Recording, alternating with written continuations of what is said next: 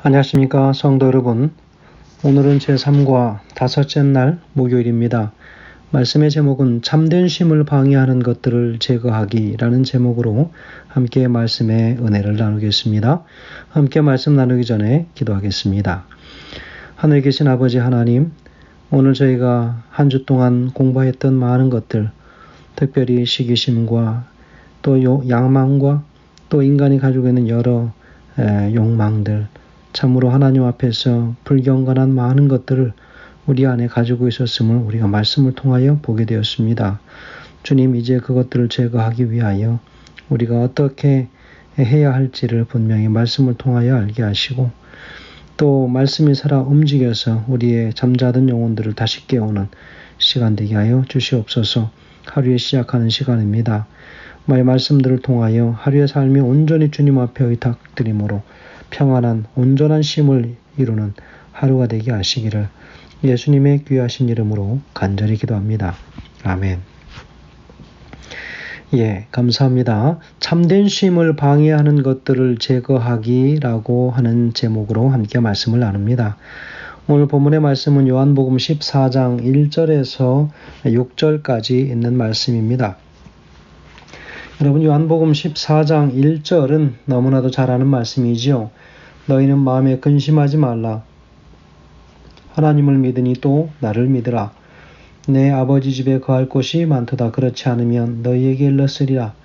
내가 너희를 위하여 처소를 예비하러 가노니 그랬습니다. 너희는 마음에 근심하지 말라. 마음에 근심이 있었던 것 같습니다. 마음에 근심하지 말고 곤란해하지 마라. 하나님을 믿는 것은 곧 나를 믿는 것이다. 그렇게 예수님께서는 말씀하십니다. 지금 예수님께서는 그가 이제 곧 죽으셔야 할 그런 운명에 처하셨습니다.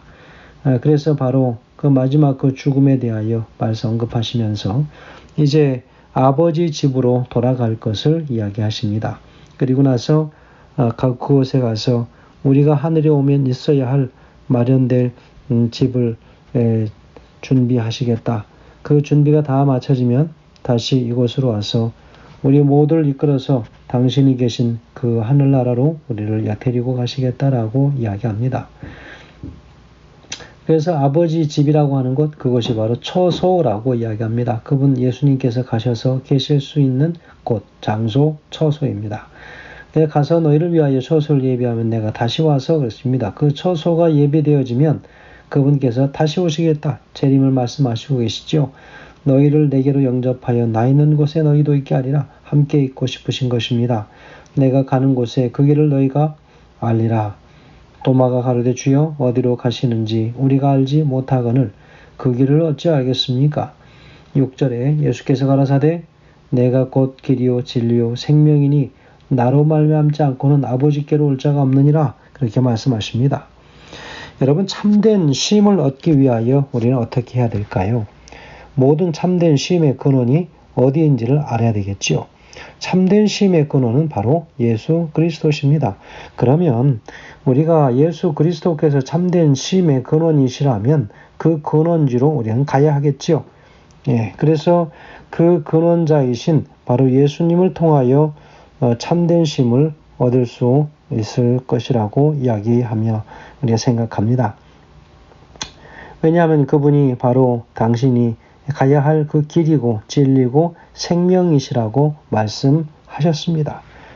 그래서 그 어떠한 방법과 어떠한 길이 있다 할지라도 바로 예수 그리스도께서 내시는 그 길이요 진리요 생명인 바로 그 길을 반듯하게 바로 쫓아 행할 수 있는 그 길로 가야 한다는 것을 이야기하지요. 그래서 바로 그 길이고 진리고 생명인 바로 그 길에는 무엇이 있습니까? 그분의 처소가 있습니다. 그 처소는 예비하면 되는 것입니다. 그래서 그 처소에 바로 그분 예수님께서 계시기 때문에 우리도 이끌어서 그곳에 있도록 하시겠다라고 이야기하시죠.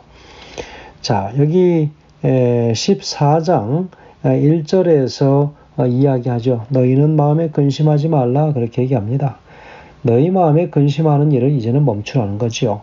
제자들은 예수가 그들을 떠날 것이라고 발표했기 때문에 근심하였습니다. 이제 그는 잠깐 떠나 있을 뿐이고 그래서 떠나는 것이 그들에게 유익이 된다라고 계속 말씀하십니다.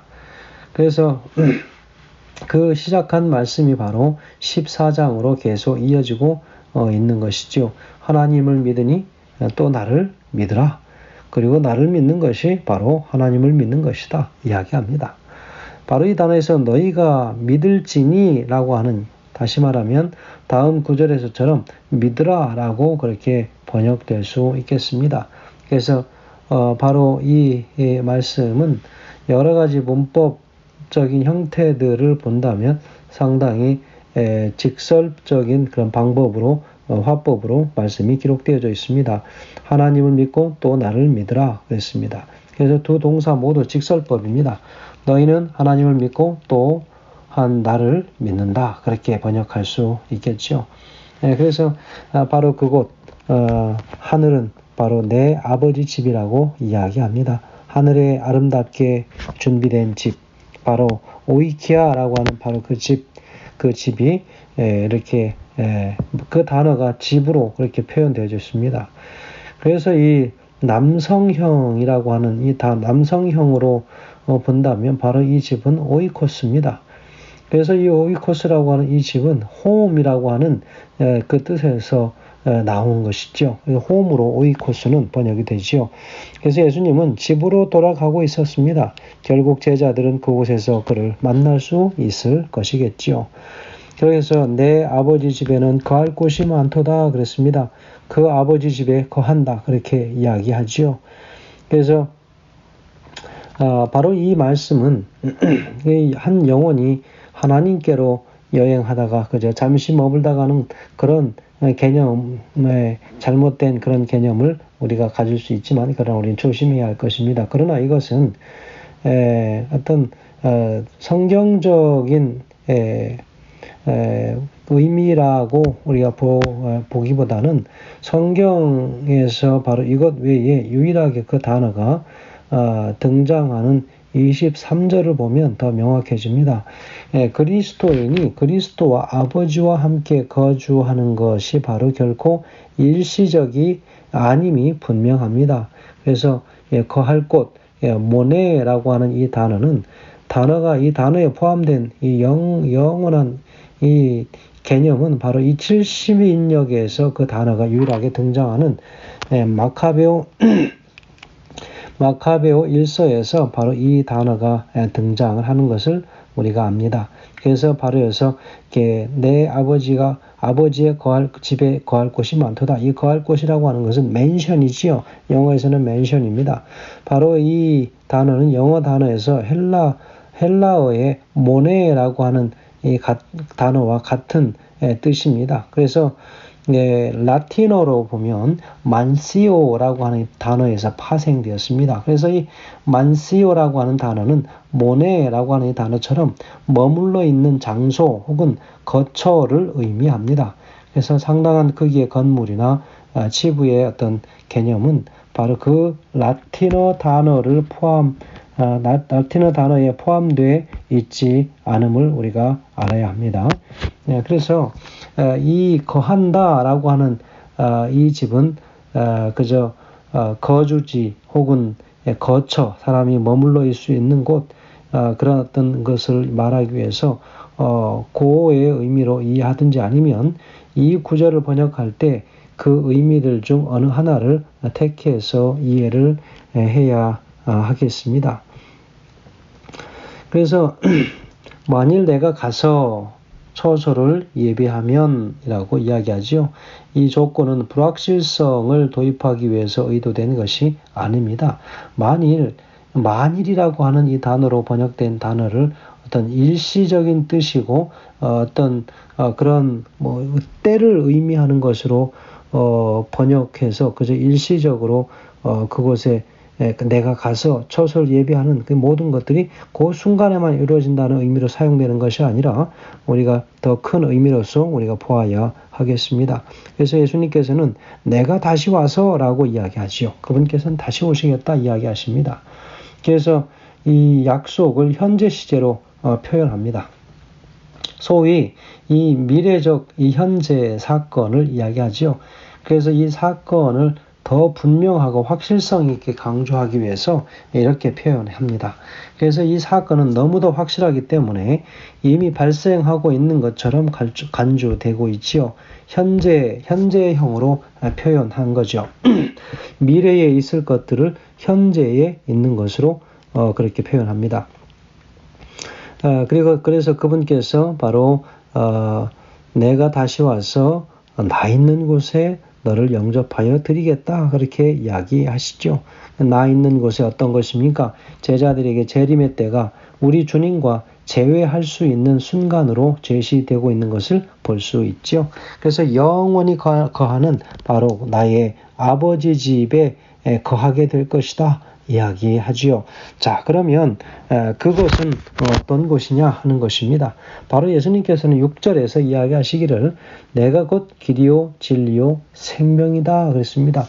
아무도 나로 말미암지 않고는 구원을 아버지께로 가서 구원받을 자가 없을 것이다 이야기하지요.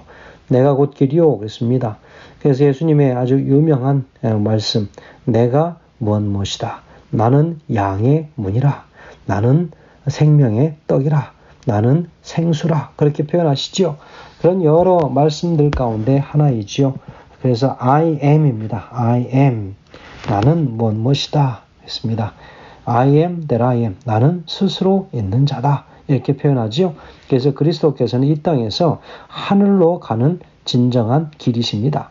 그분은 인성으로 이 땅과 접촉하시고 신성으로는 하늘과 접촉하셨습니다. 우리 예수님은 이 세상과 하늘을 연결시키시는 그런 사다리 역할을 하는 그런 존재로서 계시지요.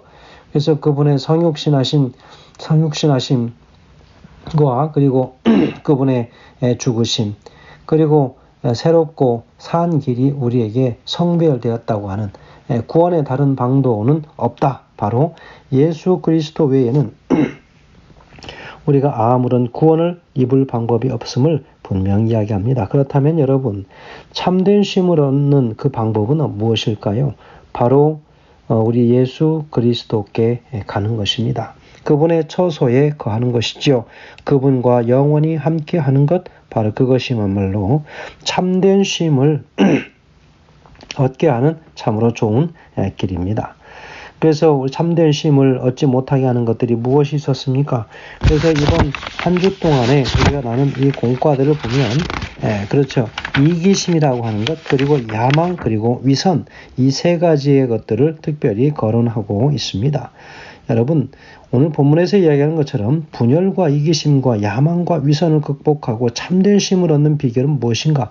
바로 그것은 한마디로 우리의 마음속에 근심하지도 말고 살아갈 수 있는 곳 내 아버지 집에 거하는 것입니다. 바로 그것이 우리가 거할 처소이기도 한 것이지요. 바로 그 처소는요. 바로 예수님께서 함께 계신 곳입니다. 나 있는 곳에 너희도 있게 하리라 말씀하셨기 때문에요. 그런데 그 길은 어떤 길이라고 말씀하세요? 내가 곧 길이요 진리요 생명이라고. 그래서 예수 그리스도께 나아가는 것 바로 그분께서만이 우리의 모든 아픔과 고통과 슬픔을 해결할 수 있는 답이라고 하는 사실을 오늘 분명히 말씀하고 있습니다.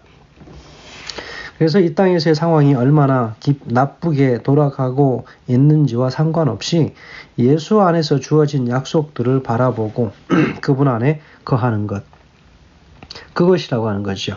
그래서 그분께서는 아픔과 쉼 없는 삶 그리고 고통이 영원히 사라질 거처를 우리를 위해서 준비해 주시겠다라고 약속하셨습니다. 그리고 그분께서는 다시 오셔서 우리를 그분의 거처로 처소로 우리를 데리고 가서 그분과 우리가 영원히 함께 거할 것을 약속하고 있습니다. 오늘 영감의 글에서는 이렇게 기록하고 있습니다. 교회 증언 2권 118페이지에서 예수님 안에서 누리는 쉼이라는 제목입니다. 하나님의 백성들은 수고하고 무거운 짐에 눌려 있을 때에 인자하고 사랑 많으신 구주께로 오라는 초청을 받았고 그리하여 그분께서 그들을 쉬게 하실 것이다. 그 안에서 그들은 쉼을 얻을 것이다. 그들의 곤란과 시련을 예수께 가져가면 그들은 그들에게 주신 약속의 성취를 보게 될 것이다. 그들의 권고 중에 예수님 안에서만 얻을 수 있는 안도감을 느끼고 가장 고귀한 경험을 한다라고 기록합니다. 성도 여러분, 참된 쉼을 경험하지 못하게 하는 모든 것들을 극복하고 소망 가운데 살아갈 수 있는 유일한 방법은 길이요 진리요 생명이신 바로 예수 그리스도를 붙잡고 그분 안에 거하고 그분과 함께 동행하는 것임을 다시 한번 우리가 기억하면서 오늘 하루의 삶이 정말로 예수 그리스도와 동행하는 삶이 되시기를 간절히 소원하면서 말씀을 줄입니다. 감사합니다.